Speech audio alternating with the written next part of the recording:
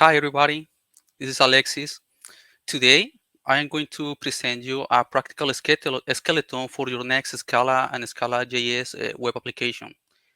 I'm pretty sure that many of you have heard about Scala JS before, and there is a chance that some of you has been like me, like being shy about giving it a try for your application or something. And that was the case with myself until I actually decided to put some time into Scala JS and I love it.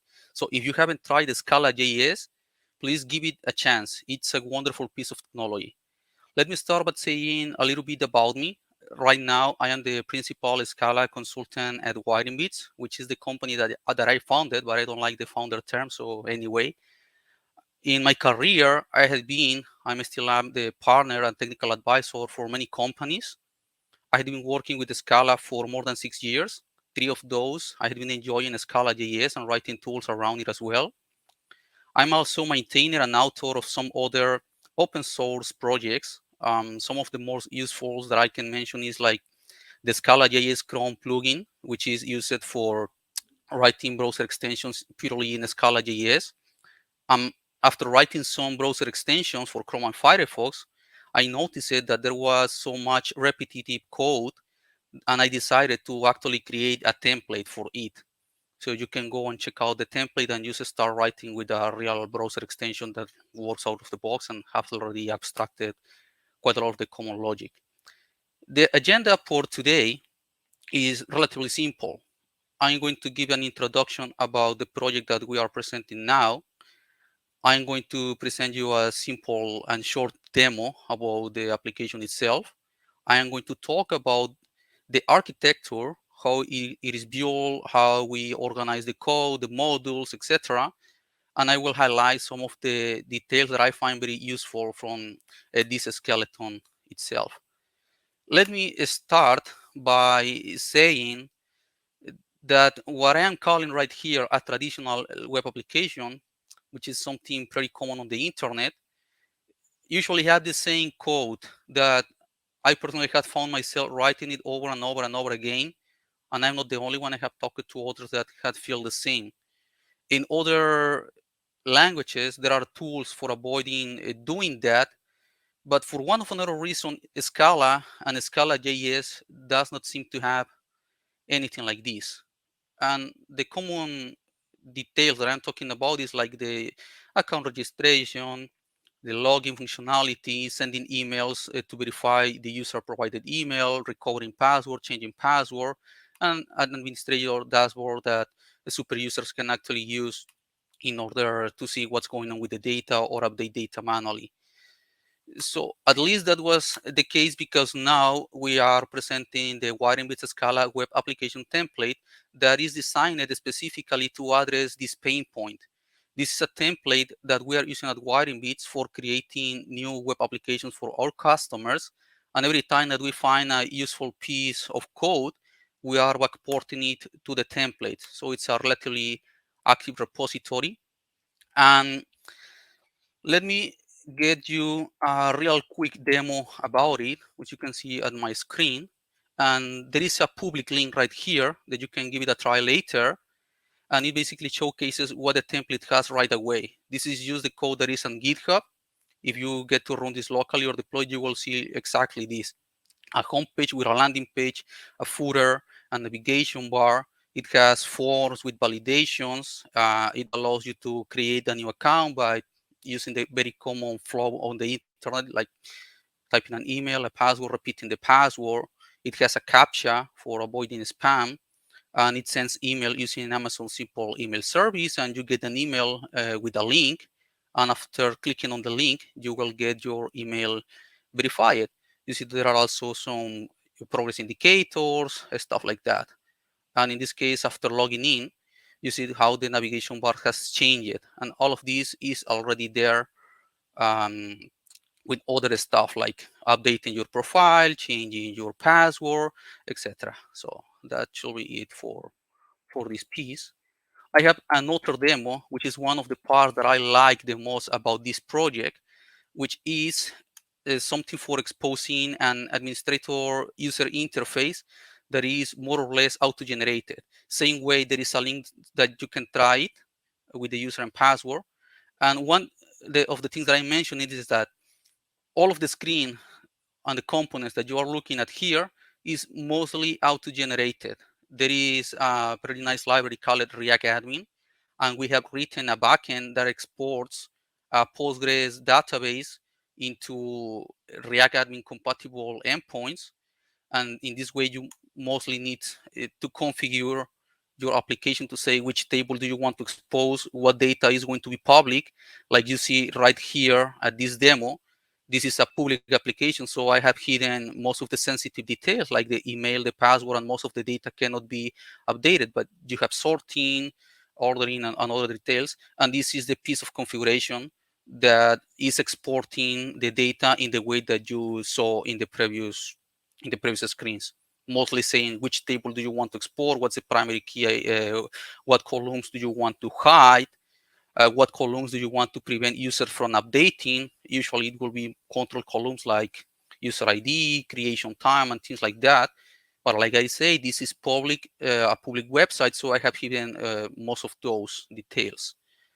And the last demo, which is always required in most applications, is that we have also built Ansible deployment playbooks so that you can easily deploy your application to a cloud server, let it be DigitalOcean, Droplet, or Amazon EC2 instance, or anything on Google Cloud. So you mostly create a server, configure the host file, which has the settings about the server that is hosting the application, what is the domain for your application, and you go and configure some secrets like what's the database password, what's the database host, and things like that. And these scripts will deploy you everything with a single command, just like this. It can also be automated to GitHub Actions. We have done that in another project, but I usually prefer to keep it a little bit manual for having more control when you are deploying to production. Like you see here, the deployment scripts are doing everything. What it's green is because it's already at the server and it didn't have any changes, but building the application had an effect, uploading the application had an effect. And this is configuring system services so that the application automatically starts when the server starts and stuff like that. I'm just going to skip a little bit. After deploying the server, you can see that the front-end application is being deployed. You can see a little bit about the host file that I mentioned it, where you see where are the IP addresses of the server hosting this. You can see right here the Ansible host, some special variables for the domain, what's hosting the normal application, what's hosting the admin application. If we go back here, you see that now this is progressing with the deployment, and eventually it is going to finish. The building takes a while. Anyway, it has finished in the previous screen right here, but it doesn't matter. You likely got the idea. So getting back to the presentation, so we already saw the demo, try it yourself.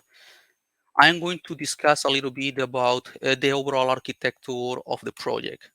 Let me start by talking about how the infrastructure actually looks like. So if we see this that is labeled like the cloud, it will be everything that you see on the internet. And there we have a Ubuntu server that is hosted in DigitalOcean for the case of the demo, which is what you need to actually mount yourself. We have an email service that is at the cloud as well. In the particular demo, we are using Amazon Simple Email Service. So this is still part of the cloud, but it's not in the same cloud or the same server where we are hosting the application. And we also have a managed database that is hosting Postgres. You can use RDS on Amazon or a managed database on DigitalOcean, or you can even launch it yourself in the server when you are doing like a development or testing environment. And inside there, you will find a couple of components that matter the most. In this case, the Scala server application, which is powering most of the stuff that you see, that you will see handling requests and stuff like that. And we have Nginx, like the reverse proxy. Nginx is deciding what to do with the request. When an admin user is asking for some data, Nginx will detect the domain. If we are asking for admin related data, it might get the assets for the admin application. or it might invoke the server application depending on which endpoint you are calling. In the same way, when a regular user gets to load the application, it will start loading the assets for the regular web application, and when necessary, it will go to the server application. This is handling the TLS certificate, and it has some settings for catching static assets like the ones for the web and the admin app. And then the Scala backend is going to invoke Postgres when necessary. And in the same way, it is going to invoke the email service when necessary. This is the current infrastructure, but it doesn't need to be like that. It is pretty easily extendable so that you can put a reverse proxy in another server, let it be something like an Amazon load balancer and many instances for the server web application. But the truth is that the Scala, like the name says, it actually it scales pretty well. And I had been able to even run servers that are serving data from a 2 terabytes database. And with one server, it usually works relatively well with a decent server. So load balance, it can be nice for other details, but it might not be strictly necessary in Scala services, at least when you are just starting. So this is how the template will behave by default, but it's pretty extensible. Then, related to the code, we have a series of modules in order to try reusing as much code as possible in all the components. And everything starts at something that we call a library common, which mostly includes typed models that are being used by the whole application. For example, a user ID with a new type or a value class could be a good fit for here. And this is cross-compiled to Scala and Scala JS. On top of this, we have library API, which is cross-compiled to Scala and Scala JS too, and it is defining the necessary models to invoke the REST API, the REST API that is being hosted at the backend, and it also includes a client for invoking this API. After this, we have another module called library UI that is actually only compiling to Scala JS, because this is holding any necessary reusable code between the web applications. In this case, there are two: admin application and web application. Right now, since we migrated to React Admin UI, this module is mostly empty, but it can be used for anything that needs to be shared between these applications.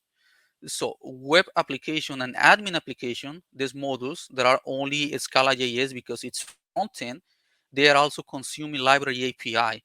So when they need to interact with the backend services, they are going to leverage the API client that is hosted at live API. And at last, we have the backend server, which is called server app. And on the contrary to the web application, this is only compiled to Scala, no Scala JS here, because, well, it's a backend. And what happens here is that this module depends on library API. And the reason is because when we are defining the backend endpoints, like all the request and response models are being picked by library API.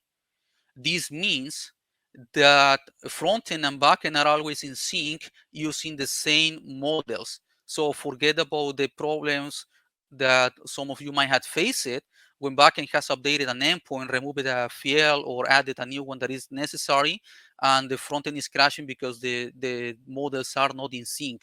That problem basically goes away with this approach, and it's pretty handy. It's one of the details why actually Scala JS shines. I'm not paid by the Scala JS team, but still I encourage you to try it, even if you try Scala JS without this template.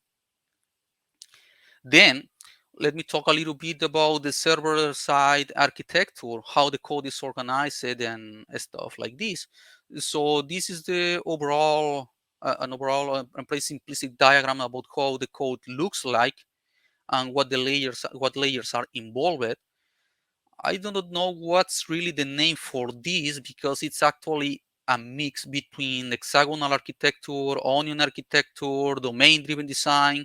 So I don't really know what's the actual name. It might be a spaghetti architecture. I don't know. But anyway, it has been working relatively fine for us after adapting it. Let me start by talking about the controllers layer, which is highlighted right here. And in this case, I need to mention that this is the only layer that is actually dealing with anything HTTP related. So if for any reason, sometime you might want that, or you might believe that HTTP layer is just not enough, and you might want to add an RPC layer, you can just add it together to the controller or replace it, and the whole rest of the code should not require much changes because this has been trying to be decoupled from all the layers. This is only HTTP. The responsibility for controllers is pretty simple. This is in charge of decoding the requests that are coming from clients into typed Scala models. This is authenticating a request, like to know that we actually know the user that is invoking the request. And then this is going to delegate the work that needs to be done at this API or endpoint to the actions layer. And at last, it must encode the response into something compatible, which in this case is JSON. If for any reason you want to add an HTTP cache header in order to allow Nginx to cache the response, then this is the layer where that is going to happen. If you want to decide whether you need to return an OK 200 or 201 created or a bad request, then this is the layer that must decide what the status code to return, just to make it clear. Then we move to the actions architecture, sorry, to the actions layer that is below the controllers. And like I mentioned it before, that we are aiming to be able to replace the HTTP framework or use a different kind of service like an RPC one by just replacing the controllers layer. So it is very important that actions are totally not aware about the HTTP layer. And something that has worked reasonably well for us is to define one action as one class that has only one responsibility. And that's it having one public method. Usually one action is representing what an endpoint will look like, but this is like totally out of the HTTP layer. There are also some other properties that we are enforcing, like an action cannot depend on another action. We have tried and it becomes a mess pretty easily, so we have removed that possibility. The actions is the one that actually needs to check for authorization rules, like if the user requesting the resource has the access to actually fetch it, or if the user requesting to perform an operation actually has the permission to do it, etc. This is the layer where we are running more complex validations, like checking whether an email is taken when registering an user, or something that might require interacting with external services, like verifying that the CAPTCHA has been solved at the front end before actually getting the request served by the backend. And when this gets a little bit more complex, an action will usually just combine the work, either from services, repositories, or the external APIs layer. So this is it. Then we are moving to the services layer that sometimes we call it helpers or utilities, but anyway, services looks nicer. And similarly to the actions layer, this is not aware about the layer that is above it. In this case, this doesn't know anything about actions. This does not know anything about controllers, or whether we are using HTTP or RPC. It does not matter. The services are usually helpers that will allow us to combine the work being done by repositories, external APIs, and others that are layers below it. In other words, this is handling business rules of the application that might need to combine work by reading data, then submitting it to an external service, validating something with an external service, and blah, blah, blah, blah, blah. That's kind of what that service is.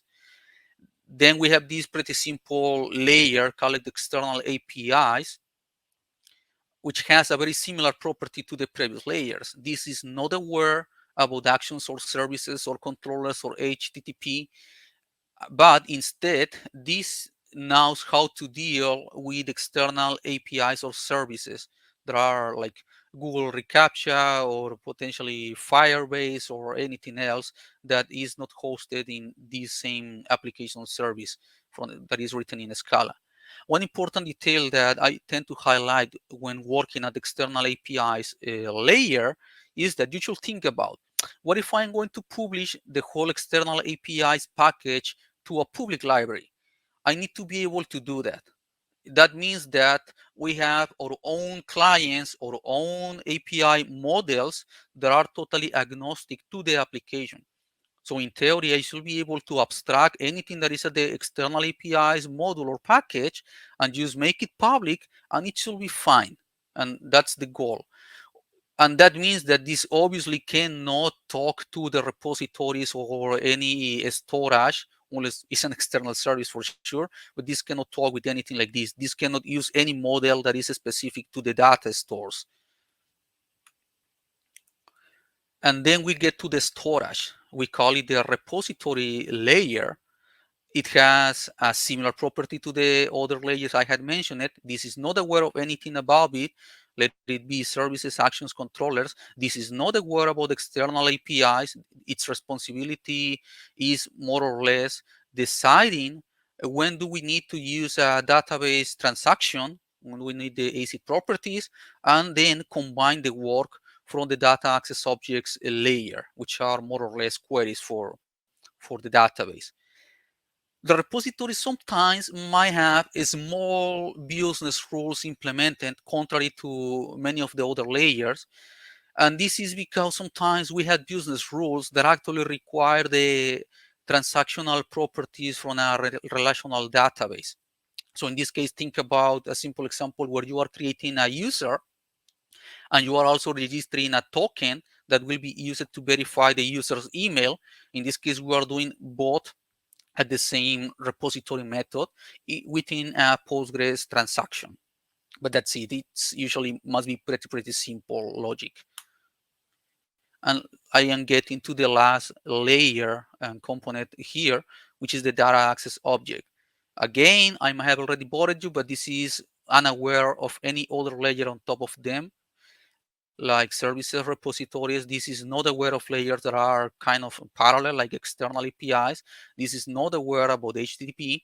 And the thing that a DAO does is it needs to know about a table, represent the necessary operations to manipulate the table, like an insert, a query, a select query, an update, and it must know how to map the specific DAO Scala models into database rows.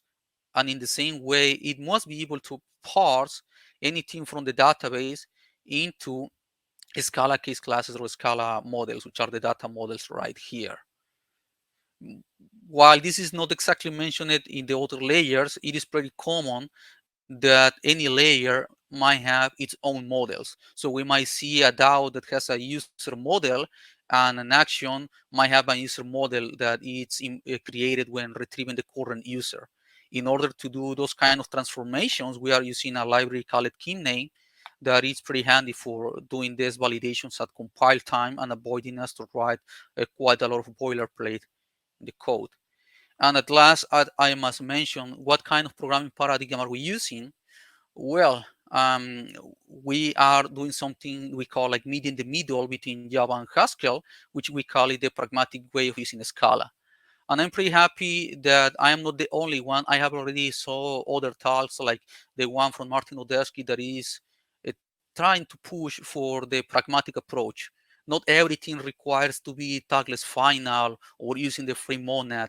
I mean, there are certainly scenarios for that, but not everything is actually uh, not everything has such kind of needs for using something like tagless final.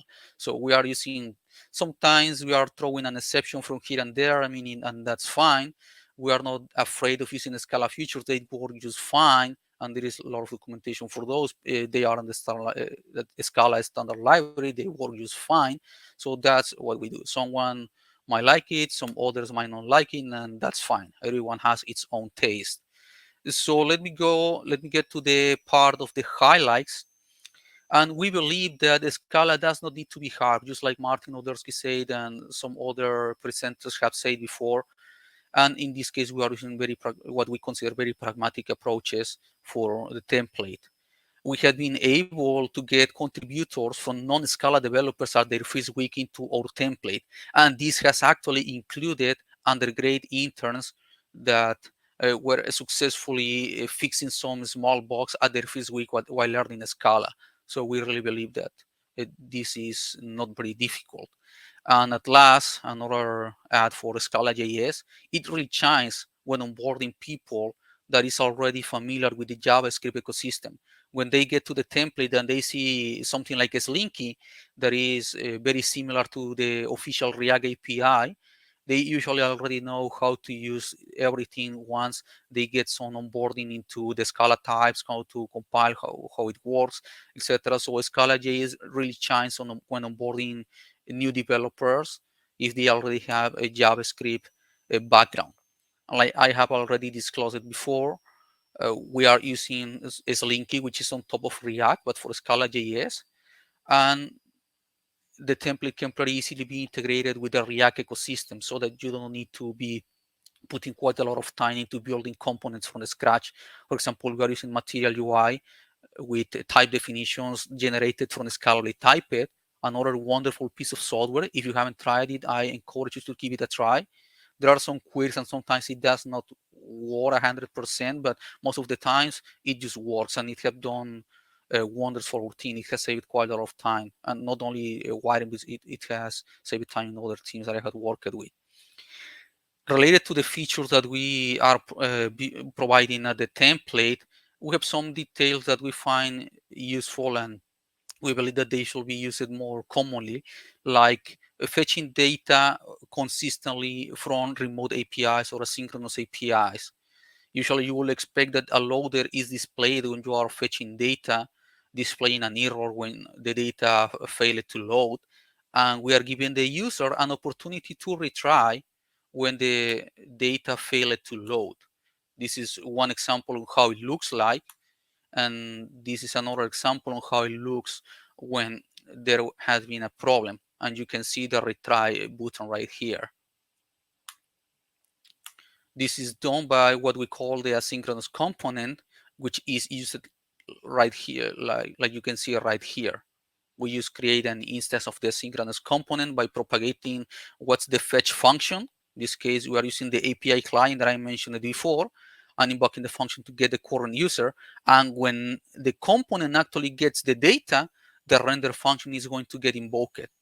And we are going to render the edit user form in this particular scenario. This is, of course, everything from this component can be configurable. You can update the loader, which we do pretty commonly. You can also update the retry label to something else. And I'm not sure, but I think that you can also update how to render an error, how to render the retry bottom and everything. So we have tried to use reasonable defaults and giving the chance to the developer to actually customize this when required. Then this gets me to another topic that we use pretty heavily, which is typed data models. When dealing with domain values, we are using the correct by construction approach, which means if I have the instance of an object, I know that it has already been validated. And that minor detail and guarantee help us to actually avoid wondering when we are receiving an object, oh, should I validate this or not? Or what do I do with this to transform it to the correct type? Because this is already done by another layer. So it's another problem you don't need to worry about. And so we use this type of data models pretty frequently on the application. And these are used to construct validated forms at the front end, which can be used to be mapped to server requests that are used to invoke the server API.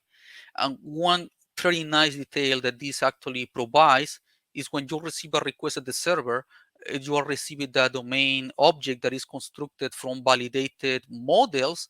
So that means that you don't need to run the real simple validations again, like checking whether the email syntax is actually correct or not, or whether the value that is required is empty, or whether empty strings are not allowed, but they were submitted. All of this is, you got the request, you know that it is valid. We will see an example a little bit later. A validated model or type of data model looks like this. It looks like when you are creating something like a new type, or some, it could be like a value class, but we're not using value class right now for previous bar experience. But anyway, so more or less is defining the validate method. We are checking the regular expression, and when this is valid, we return a validated result considered valid.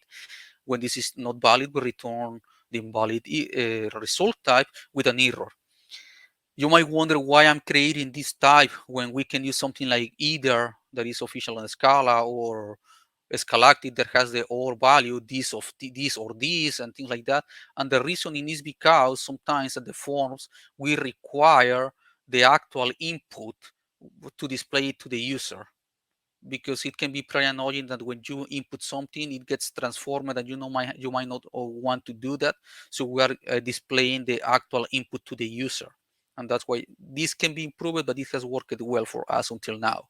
And at last, there is a backdoor right here, which is a way to say the type that you already trust the input, and you are able to wrap it into the validated data model.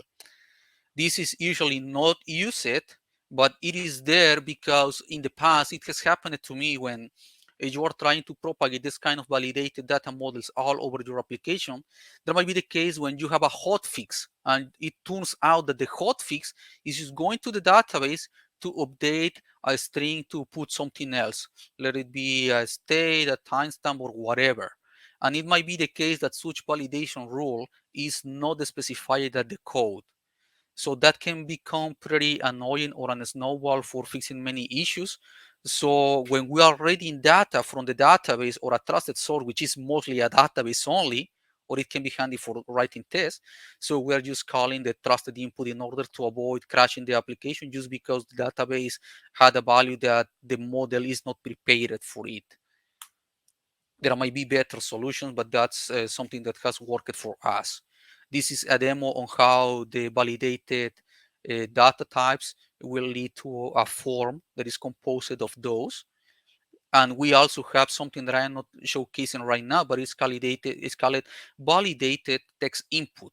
So these are four validated text input components that already know how to render the red box when the input is invalid, and they know how to render the error message that are displayed right below.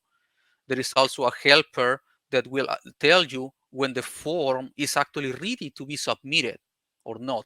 When it's not ready, then the form is not going to display the button to be clickable.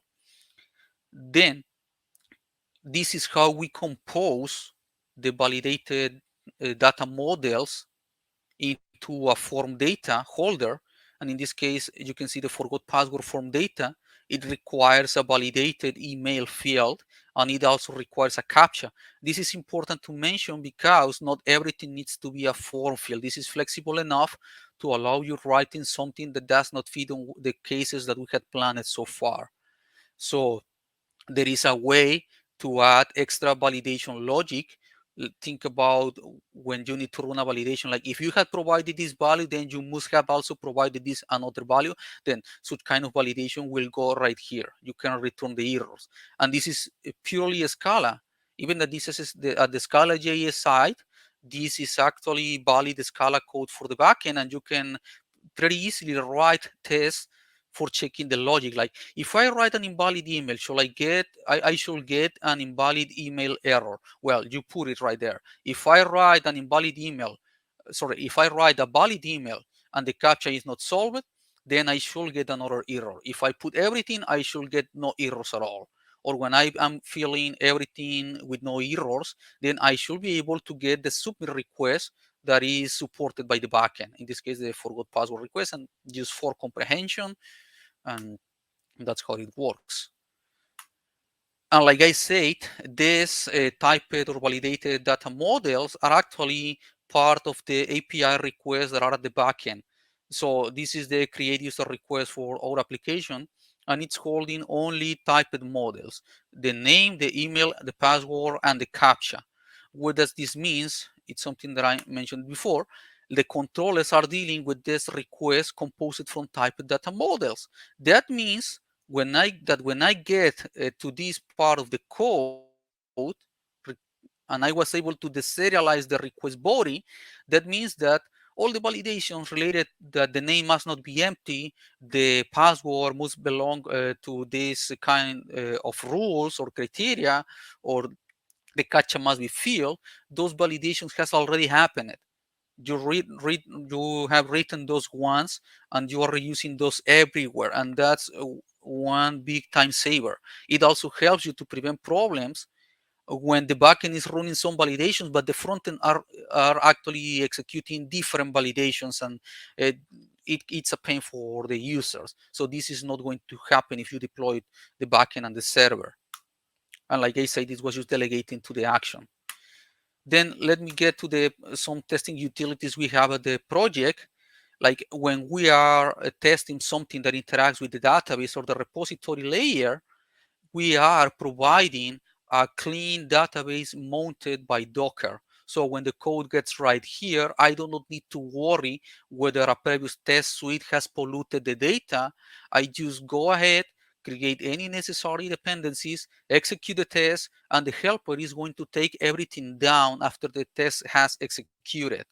This introduces a slight delay on running the test, but it gets you a very nice safety for making sure that you are testing all of your database interactions. And given that this is Docker, you can use the same Postgres version that you are using in production to test locally. And that's a time saver as well, and it can help you to avoid some pitfalls, like when you are testing with different databases and you can reproduce something in production, but at the test or development it doesn't happen. I mean, those kind of errors does not exist, at least not the trivial one that do not exist anymore. And we are also using the same API client that is invoked on the front end. We are actually invoking it when writing tests for the controllers. So the client is using the front end, and it's also used right here. So we are using exactly the same method. That means when we create a new API, a new endpoint, and we write the test, because we tend to write tests for all endpoints we are creating, we can be confident that it is actually working. The path is correct, the parameters are correct, and it must not fail at the front end. And that also happens because of the validated data models. And also, this is the auto-generated admin UI that I like quite a lot, which is generated by just placing these settings. I mean, the demo is there, you can go and try yourself. This is just putting a single view, but we have other private applications where this dashboard is not displaying users only, it displays users, notifications, tokens, and quite a lot of other data that is necessary. And the only necessary detail to do that is just update the settings, add a new entry. And while this is a Scala right now, it is not difficult to actually create some configuration reader so that you can put all of these at the application .conf. You can give it a try. Here is the public link. It includes a decent amount of documentation right here.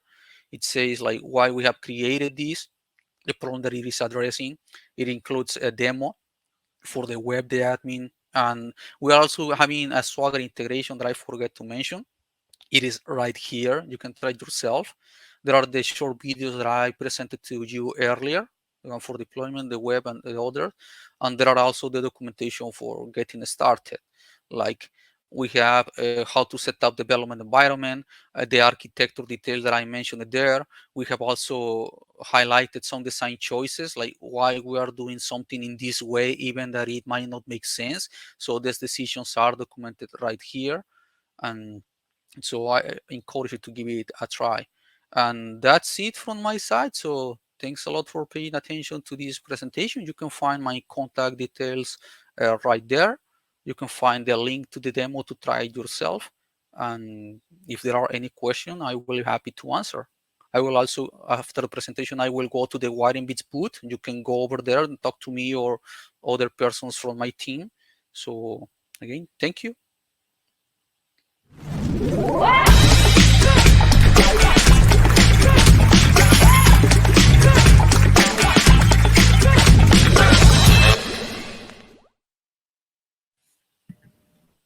Alexis, thank you so much for your talk. I enjoyed it. We do not have right now, but I think it's great if folks, if they have questions, put them in the Q&A or take a visit to the Wiring Bits booth, as you mentioned. I want to thank you again for joining us and oh, this looks like it's an old question. That's okay. Let's double check. Yeah, that's an old one. That's okay though. Oh, no Anyways. problem. Also, thanks a lot for giving me a chance, and I hope you have enjoyed the presentation. Thank you. Yes, absolutely. Thank you. We'll see you soon. Bye. Fire in retro rock. Roger, Matt. Ready to eject.